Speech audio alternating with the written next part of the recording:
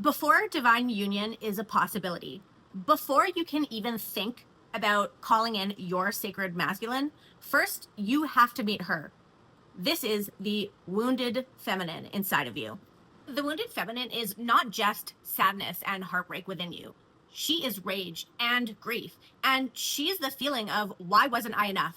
Why is nothing that I did enough? Why was everything I tried to do and all the energy I put in used against me? She chases, she overgives, and she attaches her worth to being chosen. Or she is the one that builds walls so high she shuts down completely and no one can get in. She wears independence like armor. She refuses to show her soft and nurturing side, and she doesn't need anyone or anything, because that is much safer than having to go through the pain of being abandoned again. Whichever polarity or end of the spectrum that you have been at, and that can go up and down in waves, it doesn't matter because the end result is the same. She shuts down love, she blocks herself, and she is not able to receive in any way, in any aspect of her life. Not truly. So I'm on several groups online, okay, on various platforms, and some of them are a lot of women, or mostly women, or all women, okay? And one woman the other day had reached out begging essentially for help. She felt completely destroyed. She had met a man. They had taken things slow, but it became this intense, obsessive connection. And a lot of the things that she said, even from the get-go of explaining the story, caused me to see that she had plenty of abandonment and self-worth issues from the get-go. And the thing is, we all do, okay?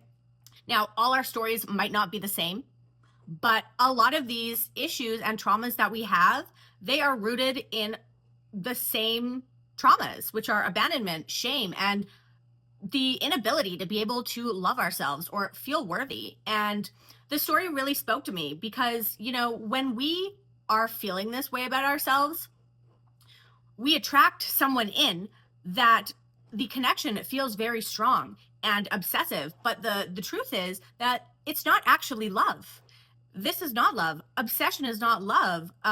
It's just toxic. And it's truly meant to shine a light on the things that we really need to heal. And as hard as that is for most of us what we need to happen in order to really see where we are, what we need to work on. And literally it highlights this is your issue. And if we don't see it, it could take a long time to see it. We'll be in those cycles where we keep attracting the same situations, okay?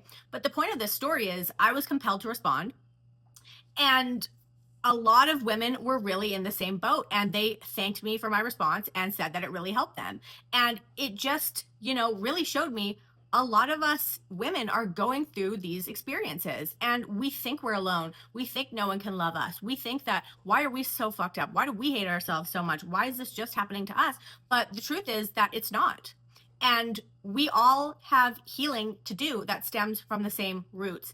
And it's once you start going down that journey and taking that path and doing the hard work, that's when the amazing things happen. And not only on a level for yourself, but if you go down this hard path of looking into your shadow, digging into the traumas, even if you started doing that and didn't help anyone else, you would still collectively be raising the vibration of the planet, okay? But as women, we are so strong, we are so powerful, we can do this work. And once we truly start embracing it, it is like a light for everyone else, because other people feel, I can do this. I can do this. We can be encouraging, we can be supportive, and we can be leaders. So this whole scenario showed me so much about how important healing this trauma is. We all are carrying this pain, and we all are trying to heal her. Pain is here to shine an exact spotlight on exactly what you need to heal. And when you look at it that way, it's a blessing, not a curse, because if you take the initiative, you can truly change your life and other people's. So what is the work involved in healing the wounded feminine? Okay, well, first of all, it's reclaiming your energy and your power back. And it is truly sitting back, journaling, taking the time to reflect on the wounds and draw up what they brought out in you, and as well to reflect on your past. Because the thing is, when you really start going deep, With this kind of work, you realize that you were traumatized, triggered, and repressing things that you didn't even think affected you anymore. And that's the crazy part about it. And then you go down this rabbit hole and you learn more and more and more about yourself. And it is truly eye-opening. It's heartbreaking, but it really helps you understand yourself as well. You have to learn that love is not meant to break you. Love is not meant to determine your worth. But true love is the love that you find within yourself because you have now integrated and now love every part of yourself. No matter if you consider that good or bad, dark or light, these are all parts of ourselves, and we have to love every part because every part plays a purpose. And when we understand that, that becomes our power. Divine union isn't about finding your other half. It's about becoming whole within first. And when you do that, your true divine counterpart will rise to meet you, and not as a savior, but as an equal. So to close this out, here's something I really want you to hear. It's okay to feel like crap. It's okay to hurt. It's okay to cry. And it's okay to not want to smile. We're taught that feeling is weakness, but the truth is that you must feel in order to transmute. Feeling is the only way that we release the pain and rise, okay? So this work is not easy. You're not alone, and you are not too broken to heal. And if you start doing the work and you have breakdowns and you regress back and you have to learn some lessons again, that is okay too, because everyone goes at their own pace.